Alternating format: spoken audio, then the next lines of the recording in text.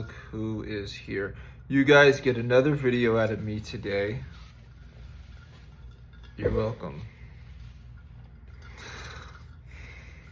Okay. Transferring from coffee drinking to water drinking. Okay. It's really about all I drink these days. What is that? I don't know. Anyways. Oh. All right. You still there, or did you leave? Where did you go? You looking at your other device, waiting for me to begin or something? All right. I'm gonna begin for real. Okay. And I'm gonna use myself. All right. I'm gonna use myself as an example. Can't tell if I want to roll the sleeves up or keep them down. Right now, I'm gonna keep them down. All right. I wish I had those little like hand things. Doesn't matter. All right. Where are you? Where are you in relationship to the truth? I'm starting now. All right. You could just, anyway. Where are you in relationship to the truth? What do you mean by that, Brandon? If you think of it like this. Think of light being understanding the truth. Darkness being ignorance. So darkness is ignorance. And there's something about the quality of one who is ignorant. They don't know that they are ignorant, which makes them ignorant. Someone who is in darkness is likely to be deceived. And when you are deceived, you don't know that you're deceived until the truth comes in and shows you that you have been deceived. So where are you in relationship to the truth of your life, right? And here's where I will show you mine up until where I'm at now. It's likely to change, right? Because God does that sort of thing. I seem to be in a weak... God damn. Oh my God. I seem to be in a very weak position, meaning I require a breakthrough to move on that I cannot bring to myself. I cannot work for it. I cannot get there any sooner. On the same dime, it doesn't seem like I can get there late. I'm in the hands of God. Before, I didn't know that I needed this breakthrough. And that's where I was in relationship to the truth. So before, I was under the influence of shame. And there's something about when you're under the influence of something for so long, you consider it to be normal. So I was affected by being under the influence of shame. And that's the way in which I operated. And that's where I was in relationship to the truth. I was ignorant and in darkness. Then getting into a relationship with God over the last couple of years, He seems to have shifted me away from that, meaning the light has come into the darkness. And one of the first phases of this process of repentance is you've been deceived, Brandon. You're not shameful like you've believed yourself to be shameful. And I'll say it like this, it's like when I first heard that I've been deceived, I felt ashamed. I felt like He was calling me out for something that I couldn't do for myself. And I felt bad about that, which was just evidence that I've been influenced in darkness to believe shame about myself. So you're in this place where in relationship to the truth, you begin, I believe, being ignorant of it. And this has the quality of Jesus must be the one to come and open your eyes. He has the power to open the eyes of the blind. The blind do not know they are blind, so they have to come to know of their need for sight, which comes with the understanding that they've been blind. You will be ignorant until you are exposed of your ignorance. You will be deceived up until you are shown that you were deceived, before the truth comes in. Or as the truth is ushering in, you're like, I didn't know that, I couldn't know that, This must be the right time to know this, and now I'm having a certain reaction to that. So where are you in relationship to the truth? The truth of my life seems to have been this. Brandon is just stumbling around in the dark for the longest time. Such heavy accusations against me. So much shame, so much unworthiness, so much believing that I'm not enough in all of these areas. And then I get to God, and I'm thinking that he's just gonna, I don't know what I thought. I think my first prayer to God was, hey, I don't want to feel crazy anymore. Because I have all of these thoughts all the time, it just didn't seem right. I was just characterized probably as an overthinker or something. But if you tell an overthinker they're an overthinker, they're probably going to overthink that, right? And I'm like, I wouldn't say I'm an overthinker now. I would say that I was under a heavy amount of shame that I was believing myself to be, and there was nowhere to breathe in that. And so my fight and flight mode was constantly activated. I was constantly anxious.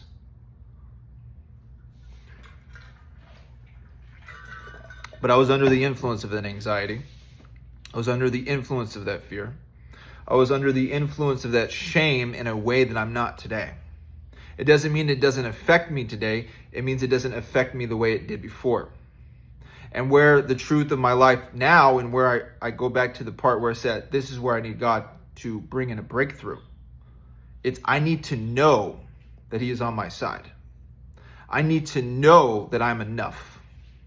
I need to have more confidence in the truth than I've had of the convincing argument that has shaped my life, it has shaped my thinking for me to believe I don't belong anywhere, I'm not enough, he doesn't care about me, I'm alone, I'm alone, I'm alone. The Lord's like, this isn't your fault. You believe this, Brandon. You've been pressed on. Think of someone who's just like soft like clay or whatever. You have the enemy's plan. He comes in, he starts pressing on you. It's going to leave marks. It's going to leave indentions. That pressure over time is going to take its toll on you. And it certainly has for me. And so I seem to be at this crossroads, and I talk about this or whatever. From life to death, I don't quite know how it's all working. It's probably working now because I have this awareness of my need for him, which is evidence that light has come in and shifted where I am in relationship to the truth, meaning I'm no longer ignorant, but my ignorance has been exposed. So my ignorance has been exposed, and now I'm waiting for understanding and truth. I'm waiting to know more fully. Perhaps I'm growing in the confidence that I belong to him, but I'm waiting for a demonstration. I'm waiting for something like some kind of big move or whatever. Because my life has made the more convincing argument. The dark cloud over my life has made a more convincing argument that my soul needs to be convinced, my heart needs to be convinced, because those things seem to come against me. The anxiety that's in me, I'm like, dude, I need a breakthrough. This is where I am. So where are you in relationship to the truth? And if you were in a place of ignorance still, and I'll say ignorance in this way where what you were mainly ignorant of is just who God is and who you are to God. In relationship to him, you won't help but change. You will see I was made by light, for light, in light. I was made to be in the light, not in darkness. But you think the darkness is normal when the darkness is all that you have known. So you are ignorant of any other place existing. Right? But just because you're ignorant of the light doesn't make the light not exist. It just means you're not aware that it does. So where are you in an awareness to knowing the truth? And I'm at that place where, okay, I'm not ignorant like I was before because I'm aware of my great need for him. I didn't know that I needed him this much. I just thought I was defective. I was trying to get him to make me not defective, right? I felt broken and I was trying to get him to fix me. I felt crazy and I was trying to get him to make me sane. And he comes in and says, actually, Brandon, son, you've been deceived. It's not your fault that you've been in this place of ignorance. But now the part of the shift, the beginning of the shift, is I'm showing you that you've been deceived. I'm showing you that you've been in a place of ignorance, right? You were actually not defective. You were not broken the way that you felt broken. You have believed that you are. And I don't shame you for this, because your life has made such a convincing argument. And I'm like, what the hell, God? I have these very mixed emotions. I'm like, you allowed me to be so pressed upon by these spirits of accusation, shame, all this stuff. So still doesn't quite sit with me, because I'm still being affected by it today. But now, what's different today than it was before? When you're in ignorance, there is this illusion that you can still be in. This delusion that you can still be in. Delusion. But whenever you were taken away from that and the light begins to come on and expose that ignorance, what comes with it is now there is no place to hide. There's no way for you to hide or make up for what you don't know. Your subconscious beliefs have raised to the surface, and where you feel ugly, I've come to show you. And I'm like, I'm ugly. It was like, damn, I didn't even realize how much I felt ugly about this thing. And he's like, you've been deceived. And you used to be able to cover yourself. I'm ugly, so I'm going to cover myself with these trying to achieve things or whatever. I'm not really for me, it was always like the validation of a woman that was the covering to how I felt ugly and ashamed. I felt like I was lacking. I felt like it wasn't enough unless someone told me I was, right? Because I was walking around being pressed upon by these accusations that said you weren't enough. And I felt that. I felt the heaviness of that. I have felt the heaviness of that. And so I'm just trying to really go to these places to just be like, hey, man, will you take me in? Because I feel like I don't belong anywhere. And, it's just like I have the different vocabulary for what it was back then than it is now. Meaning like I was just in it before. And I didn't know that I was in it. I thought I was defective. I didn't know I was deceived to believe I was defective. And in being deceived to believe I was defective, I acted like one who was defective, right? I operated in one who believed shame about himself, because I was trying to get people to validate me, or I was trying to find a way to validate myself, or hide from the reality that I can't bring that to myself anyway. And I felt ashamed of being weak in that way. I felt ashamed of being weak. But that's not where I am now. No, it's a much greater place. Sometimes I say it is, sometimes I say it's not. It is in a sense that at least we're moving forward. At least I hope that we are. Because to stay here is fucking hell. Because it's like in the place of weakness where now you no longer can hide from the fact that you were so ignorant. You cannot hide from where you have been deceived. And so you are in need of him to move you forward. And you're just like, oh my goodness. Now, it felt like I was being deceived and I was under the influence of that deception, but then I was able to hide, right? And kind of push that away. I can no longer push it away. I can't hide from feeling all of the feelings. And that's where I've been. In a place of waiting, I suppose. That's where I've been in relationship to the truth. I can no longer be ignorant anymore. Because he's come in with the light that's exposed the darkness. The truth has come in and said, you've been deceived, Brandon. And I'm like, there's nothing I can do about this. And I feel horrible about that.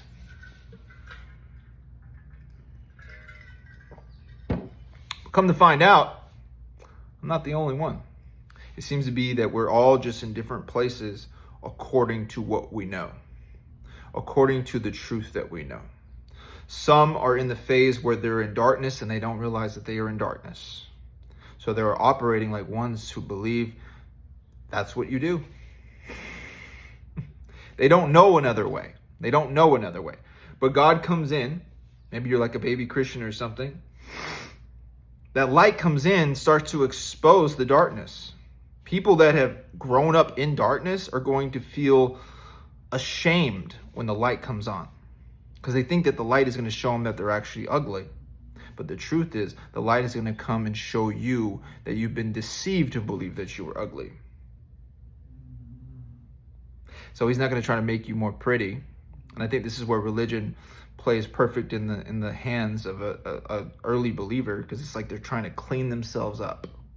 Why? Because the light has begun to come in and expose the shame that they've believed about themselves. And what they know is how they operated in the dark. And so darkness and religion go hand in hand. It's all right. It's just what you're going to do until he comes in, because religion can become the new hiding place.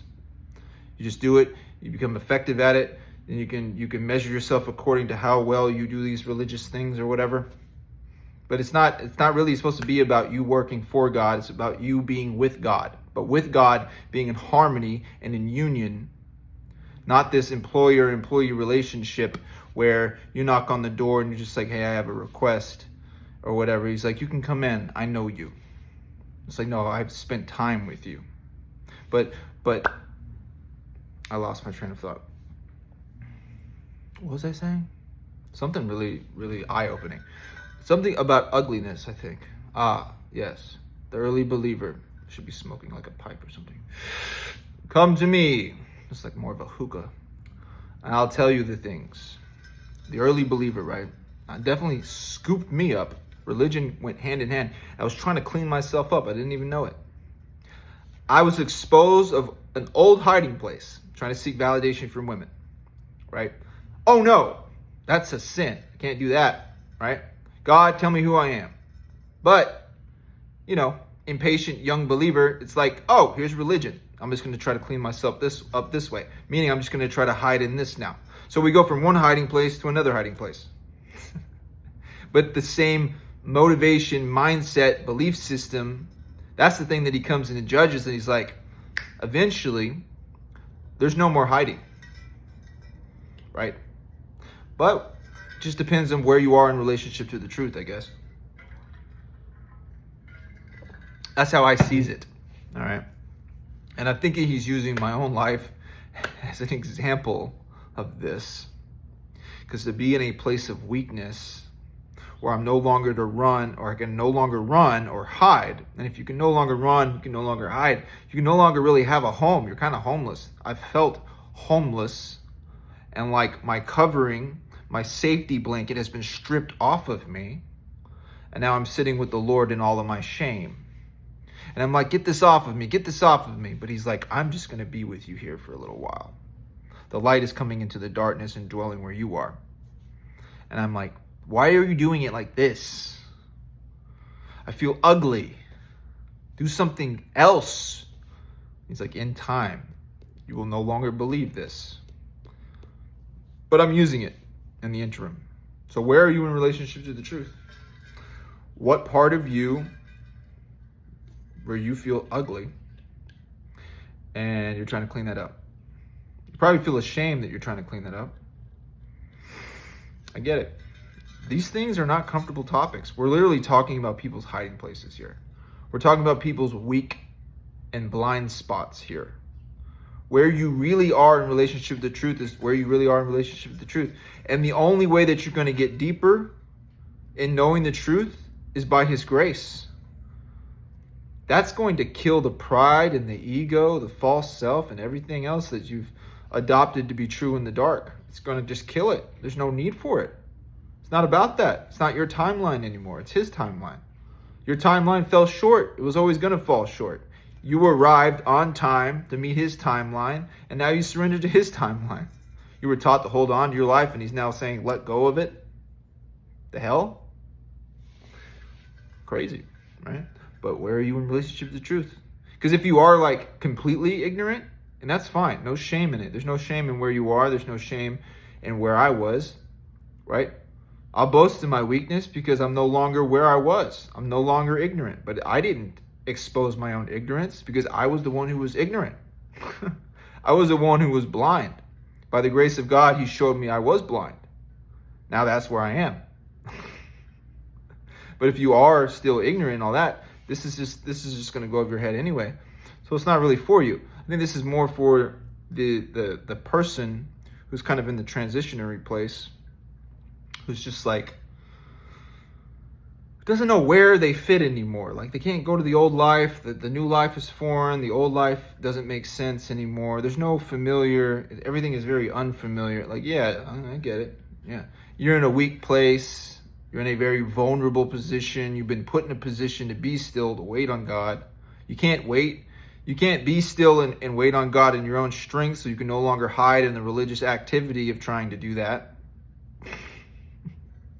I might be exposing people. I think the Lord told me that I would expose people just where they are. And hey, I'm all good with that. Because I no longer feel, well, I don't think I do, ashamed about my own ignorance. That's something I'm unlearning.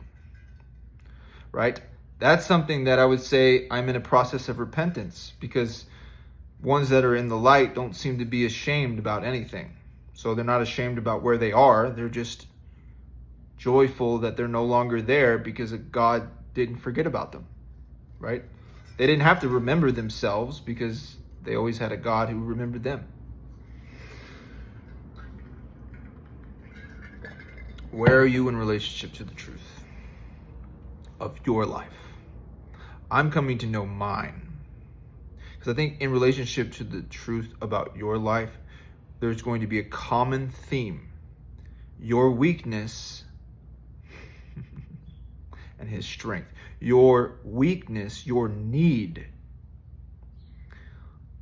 and his supply. The dark pit that you were in, and the grace of God that pulls you out of that pit. So where are you? Where do you feel ugly? What do you keep wrestling with that you can't get past? That's why I don't know. I see all these videos online, and there's so much like surface stuff, and I'm just like, it's like whenever the couple like argues about the dishes or something, bro, it ain't about the dishes. It's the same argument every single time. All right, we're just on the surface. Like we want to make, because we don't understand all that depth stuff. We haven't been shown in light the depths of who we are. And so the best we can do is speculate about that. And so we're like, well, I'm just going to be on the surface. It's the dishes. It's like, no, it's not the dishes. You're not arguing because of the dishes. Okay? Where did that come from? I don't even know.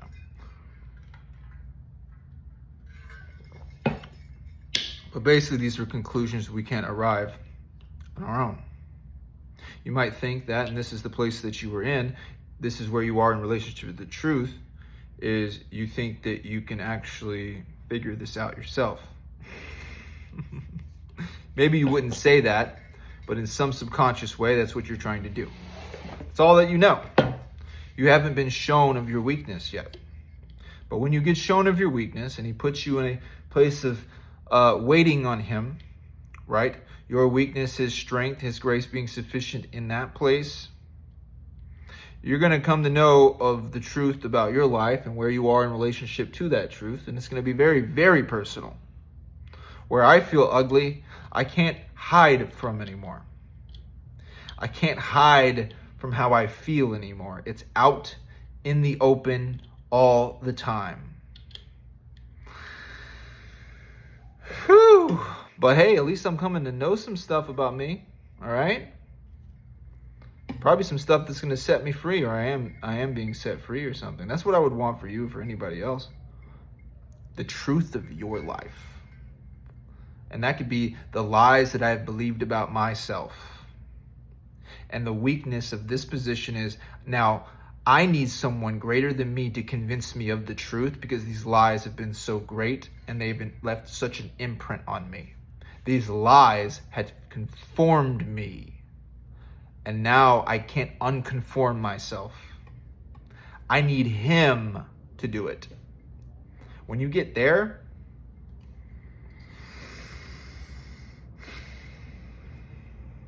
that's a place. That's a very vulnerable place. So, just depends where you are. I guess this video was like, just where are you in relationship to the truth? Maybe ask the Holy Spirit that. Where are you? And I bet you will find that there will be no shame. You might feel ashamed, but I'm saying from the truth place, there is no shame with where you are. We all begin somewhere. But we all end up hitting the same brick wall. And the only way through that wall is faith. The only way for that wall to come down is faith. And that's faith that he must grow. That's faith that he must increase. It's not us. We don't get ourselves through that wall on our own. And that's a hard lesson you might have to learn. But I hope you do learn it, because I think there's freedom on the other side of that. I'll let you know, all right? I'll let you know, because like I've described my position where I'm in relationship with the truth. It's no picnic, okay? It's not a picnic. It's definitely not a easily digestible. That's nice. No, it's like, oh my God, it's like where all the ugliness and the things just like come together, and I'm just like, okay, God, you're gonna do something about this? And he's like, yeah, in time, but right now I'm just gonna be with you in it. And I'm like, that's one way to do it that I wouldn't do. All right, I'll see you later.